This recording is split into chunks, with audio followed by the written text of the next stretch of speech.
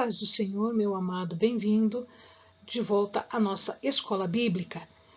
Nós estamos estudando o livro do profeta Amós. Então, pega a sua Bíblia, pega o seu caderno de estudos, ora ao Senhor, pede a Ele discernimento, entendimento, conhecimento, sabedoria. Pede a Ele proteção para que nós possamos desvendar dos seus mistérios. Nós iniciamos no vídeo passado os 3 discursos contra Israel. Vamos fechar o primeiro discurso e damos início, então, aos outros discursos contra Israel. Ainda sobre Asdod e o Egito, eles continuam testemunhando. Quando ele fala das ordens, ouvir e testemunhar, essas duas ordens são dadas para quem? Elas são dadas para Asdod e para o Egito, para que eles continuem testemunhando. Eles são testemunhas oculares das transgressões de Israel, do caráter absoluto, do caráter abrangente do juízo de Deus. O julgamento de Betel está preparado.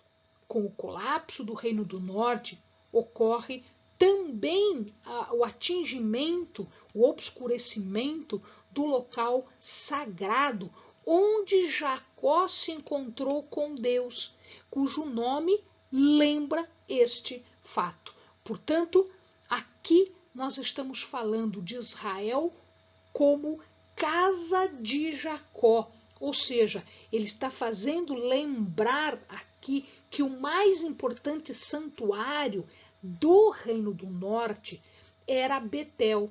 E Betel seria alcançado, seria atacado também. Este Betel, o amado lembra da história de Jacó. Quando ele, fugindo do seu irmão, ele vai para a terra da parentela da sua mãe. E no meio do caminho, ele para e tem um sonho num local chamado Betel. Bet-El, a casa de El.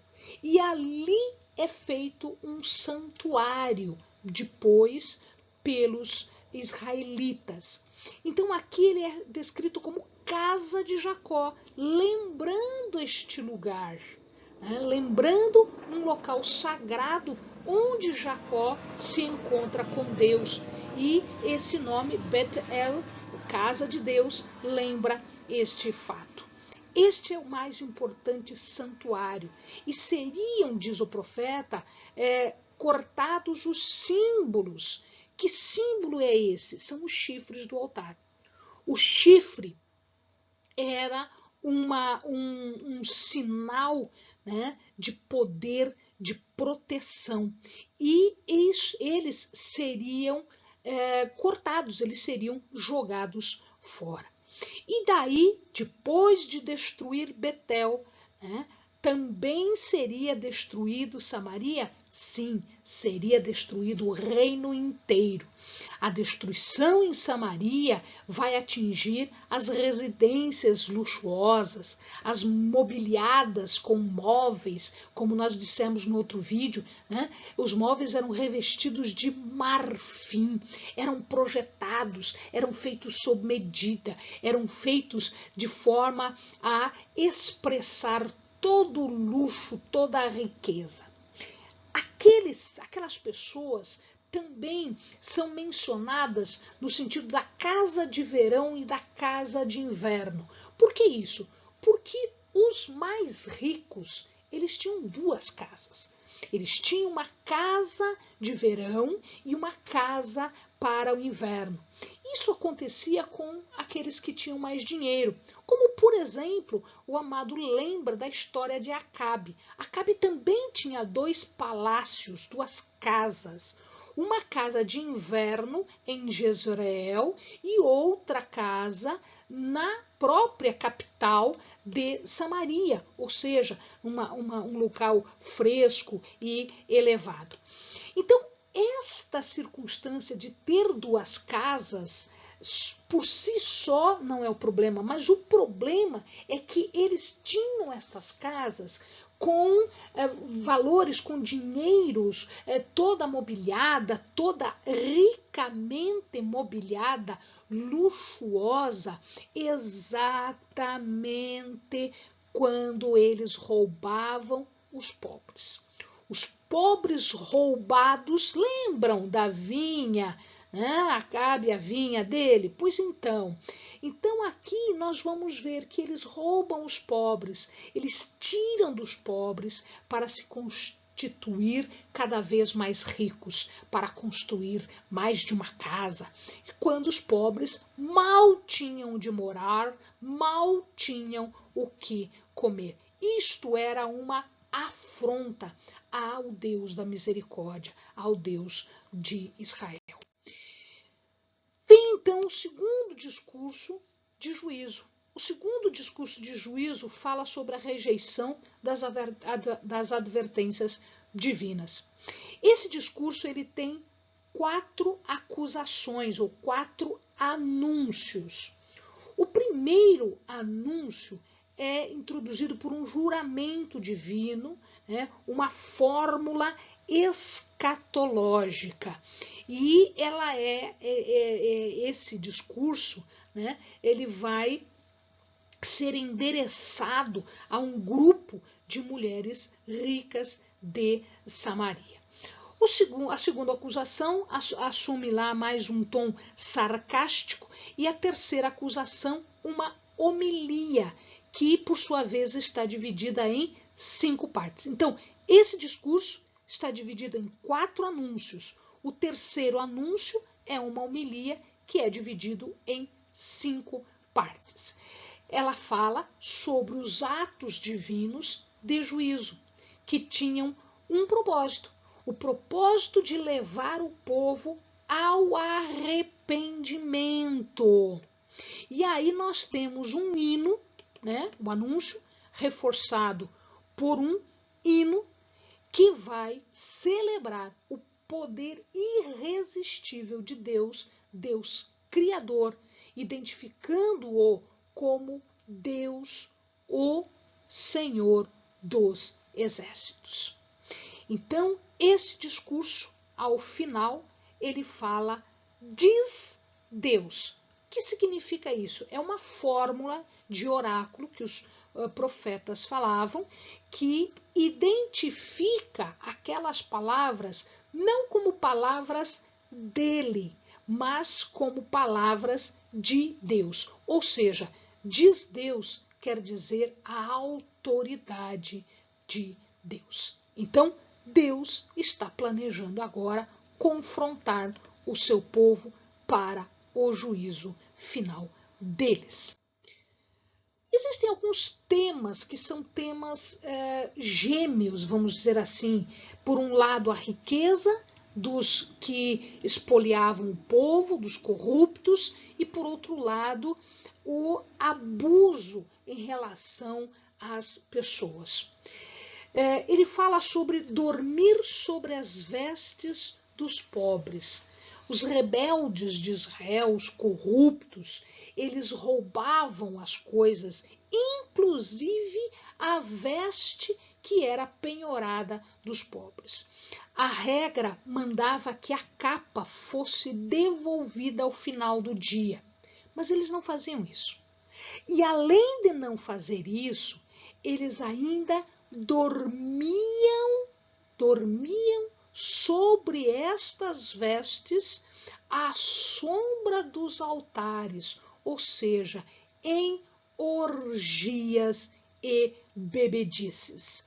Eles ficavam à sombra dos altares em orgias, bebendo vinho daqueles que foram injustiçados, daqueles que foram injustamente espoliados. Beber o vinho é a riqueza da terra, beber o vinho é tirar a alegria, beber o vinho do pobre, ou seja, o pobre ficou sem isto. Foi retirado dele esta riqueza, esta felicidade. Os altares de Betel e as casas suntuosas seriam agora destruídas. E estas mulheres, que era o alvo principal desta denúncia, né? Estas mulheres que eram ávidas por riqueza, elas queriam mais e mais e mais riquezas, elas eram egocêntricas, elas não dividiam nada, elas não queriam absolutamente saber das pessoas mais necessitadas. Estas que frequentavam os santuários de Betel e de Gilgal, elas receberiam o juízo, que inclusive o próprio santuário de Betel, o próprio santuário de Gilgal também seriam julgados e também receberiam o juízo. Esta acusação, ela relata o juízo de Deus e ela coloca as coisas nas suas proporções. Significa isso? Significa dizer que os atos de juízo de Deus têm uma razão de ser: a culpa do povo, porque eles não aprendiam e eles, arrependidos, não se voltavam a Deus. Portanto, não aprender, não se arrepender, levaria o povo a esta lição, que era um julgamento, que era o juízo de Deus. O terceiro discurso aqui é o juízo mais específico ainda, mais centrado ainda contra as mulheres ricas de Samaria. Tanto é que se chamam de vacas de Bazã. Bom, vacas de Bazã, ele está falando das mulheres, que eram sensuais, que tinham um estilo de vida extravagante, luxuoso, rico e etc. Bazã é esta região aqui, ó, era a região mais rica, né? Ela ficava além do Rio Jordão, ela ficava aqui. Existia um rio grande e bastante importante, que é o Ribeiro de Jarmuque, né, na Transjordânia. Era, portanto, a região mais rica, mais fértil de Gileade. E era sinônimo de prosperidade, de agricultura, de criação de animais. Uma questão também que nos chama atenção é que quando se fala de vaca de Bazã, ele está falando da região, sim, mas ele está falando de vaca. O que quer dizer esta vaca? Alguns entendem que ele está se referindo a um culto de fertilidade. Vaca de Bazã. Era um culto de fertilidade porque eles entendiam que eles estavam fazendo idolatria com as esposas do Deus que eles adoravam nestes santuários. Eles adoravam um Deus, o Deus touro. Lembrem-se, meus amados, que quando da ruptura do Reino do Sul com o Reino do Norte, Jeroboão, para não deixar o povo ir para o Reino do Sul, adorar no templo de Jerusalém, ele mandou fazer 2 bezerros de ouro. Um ele colocou em Betel e outro ele colocou em Dan. Então, o que eles acham aqui, o que alguns estudiosos acham aqui, que eles estão falando exatamente nesta idolatria, que eles estavam adorando a imagem do Deus touro, desses bezerros de ouro. E estas vacas seriam, então, as esposas, as consortes deste Deus. Pois bem, ele está falando, então, de uma região rica, de uma região idólatra, de uma região com luxúria, uma região que mantinha todo o poder e o descaso destas pessoas. O custo desta prosperidade era a opressão cruel, incansável dos pobres e dos necessitados. Deus, então, sustenta esta ameaça e ele coloca um peso de toda a sua autoridade e de toda a sua santidade nesta ameaça de intervenção divina na história, para acertar contas com estas pessoas que eram culpadas deste pecado abominável, né, na visão do Senhor. Ele fala de anzóis ou fisga e levados para o Hermon. Anzol ou fisga, ele se referia a essa estruturinha aqui, ó, que está colocada por dentro das narinas do boi. Então, se os amados prestarem atenção, é um metal que é colocado por dentro, né? Não é um anel. O anel também é usado. Mas esse daqui, eles usam e depois ele vem uma cordinha e com esta cordinha, eles pura e simplesmente puxam as pessoas. O que ele está falando aqui? Que os captores, aqueles que iriam invadir, iriam levar o povo em exílio, eles puxavam, faziam como se fosse um aguilhão, como se eles estivessem levando um rebanho de boi empacado.